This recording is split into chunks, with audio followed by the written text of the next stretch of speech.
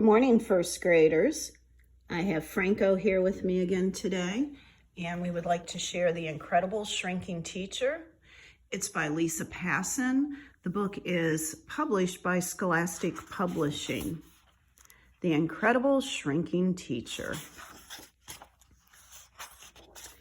Miss Irma Birnbaum was the toughest teacher in town. But none of the children cared. It was the day before the last day of school, and summer fun was on their minds. Other teachers in other classrooms were having parties, real fun parties. Miss Irma Birnbaum went on with her lessons, spelling, reading, math. Homework for tomorrow, she announced, is to be prepared for a surprise. Gee, first graders, I wonder what that surprise might be.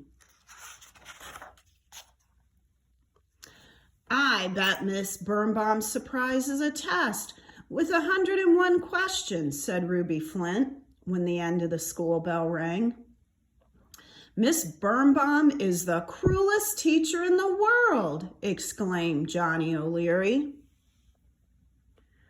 The children never would have guessed what Miss Irma Birnbaum had in store for them.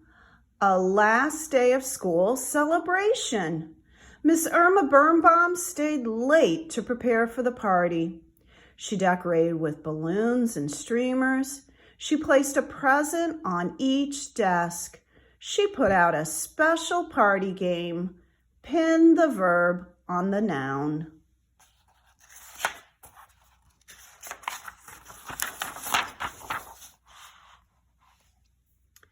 Miss Irma Birnbaum went to the cafeteria kitchen to make her favorite party treats: prune pudding, kidney bean cookies, and Brussels sprout soup. She had to reach up high for a tray. The stool she stood on was shaky. She slipped and fell. Oh, I see an ellipse there, friends. Right into the prune pudding, kidney bean cookies, and Brussels sprout juice.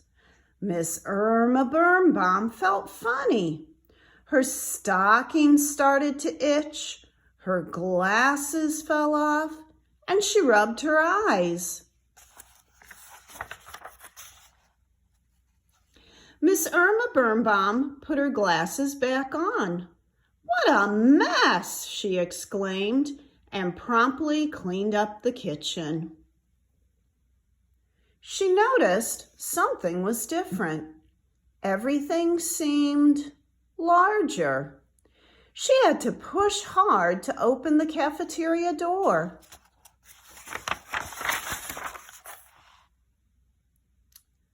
"Water," said Miss Irma Birnbaum. "I need a drink of water." But she was too tiny to reach the water fountain. "This is incredible! I'm shrinking." A light was on in the gym. Perhaps the custodian was still in the school. The little teacher struggled to open the supply room door. Dozens of balls and bats fell on top of her. Miss Irma Birnbaum straightened herself up. She had become even smaller. "I must stop shrinking before morning, or the last day of school party will be ruined." She headed for the library. Perhaps one of the books would have a solution to her unusual predicament. Oh, think about that word predicament. What do you think that one means? The library shelves seemed as tall as skyscrapers. Miss Irma Birnbaum pulled and pulled and pulled, but the books on the bottom shelves wouldn't budge. She was still shrinking. She wandered through the hallways. Finally, she arrived at the only place where an answer could be found: the classroom. Miss Irma Birnbaum carried blocks back to the science center and made a stairway. As she read her science notes, she heard a strange noise.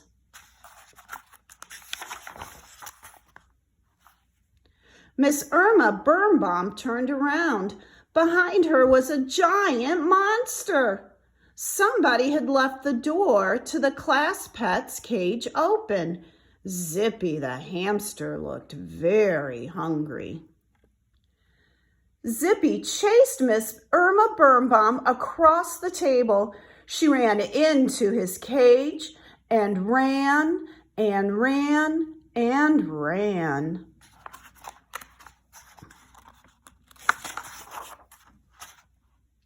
Miss Irma Birnbaum ran the entire night. The sun rose and Zippy finally fell asleep. A weary Miss Irma Birnbaum staggered down the blocks. Tired. I am so tired. The school bell rang. Children filled the halls. I noticed a couple of other new words there, weary and staggered.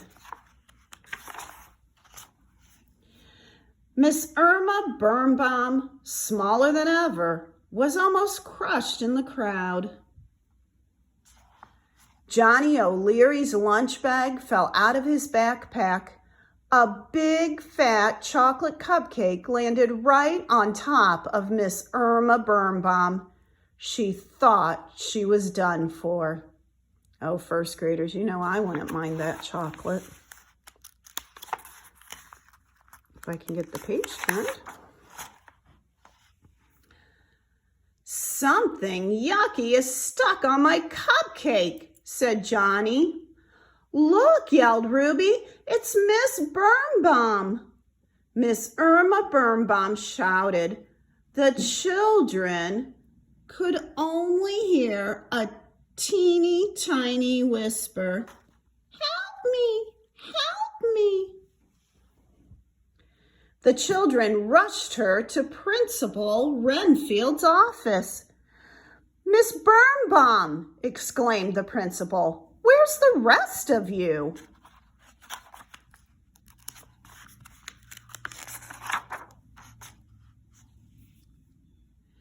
The minuscule teacher slipped from Principal Renfield's hand and fell into his award-winning tropical fish aquarium. The principal thought quickly. He scooped Miss Irma Birnbaum from the fish tank. A small drop of chocolate icing was still stuck to her lip. She licked it off. Oh, there's another new word for us, minuscule. Miss Birnbaum felt funny. Her stockings started to itch. To everyone's amazement, she began to grow right in front of their very eyes.